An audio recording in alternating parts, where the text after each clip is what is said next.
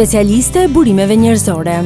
Pavarësisht se për cilin sektor flitet, punonjësit janë çelësi i suksesit të një ndërmarrjeje. Prandaj ka shumë rëndësi gjetja, zhvillimi dhe mbajtja në punë e personelit cilësor, që kontribuon direkt në rritjen e fitimeve dhe përballimin e konkurrencës. Në këtë mision ndërmarrjet ndihmohen prej specialistëve të burimeve njerëzore, një profesion ky me perspektivë ekonomike, që ushtrohet si nga burrat ashtu dhe nga gratë. Në varësi të madhësisë dhe politikave të një ndërmarrjeje, specialisti apo specialistja e burimeve njerëzore kryen detyra me natyrë administrative, si plotësimi i dosjeve të punonjësve, llogaritja e orëve të punës, pagës dhe përfitimeve në bashkëpunim me departamentet e tjera, apo mund të kujdeset për zbatimin e kuadrit rregullues të marrëdhënieve të punës. Këto detyra bazohen në legjislacionin e vendit dhe në procedurat të ndërmarrjes, për të cilat specialistit i duhen njohuri të hollësishme.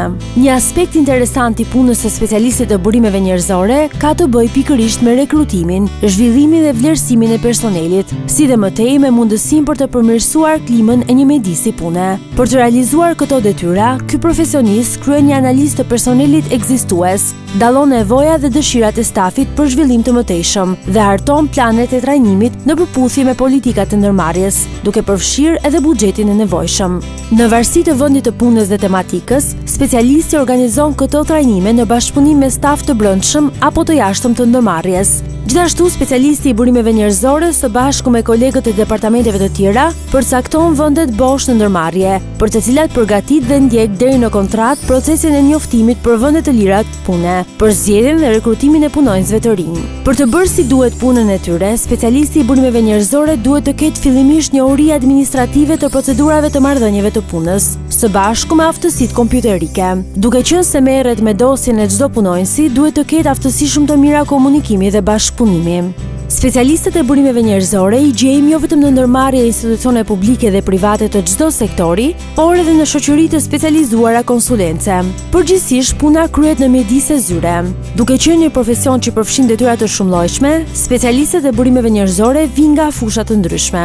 Bazat e profesionit merren në arsimin e lartë në degët si menaxhimi i burimeve njerëzore, juridik, administrim biznesi, por edhe në psikologji organizative të shoqëruar me stazh. Nga njoftimet e punës për këtë pozicion vihet re një preferencë për nivelin master. Në fillimet e tyre, specialistët e burimeve njerëzore shoqërohen nga një koleg me përvojë. Me krijimin e përvojës dhe kualifikimeve, një specialist ka mundësinë të bëhet drejtues departamenti ose të punojë si profesionist i vetpunësuar pas afirmimit në fusha të veçanta si rekrutimi, trajnimi i punonjësve apo zgjidhja e konflikteve në punë. Po kështu, aftësitë dhe lidhjet e fituara në këtë lloj profesioni janë një bazë e mirë për të pasur sukses edhe në karriera të tjera.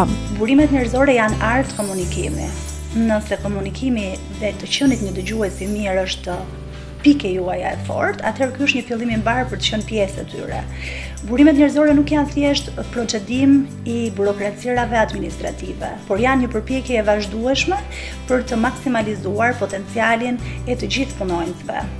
Të qenit profesionist, specialist i burimeve njerëzore është një pozicion tejet dinamik, duke patur në qendër individin, gjithashtu dhe tejet kompleks pasi kërkon përvojë ekonomike, psikologjike, juridike. Siç thotë edhe shprehja, një vizion i madh pa njerëz të mëdhenj është i parëndësishëm.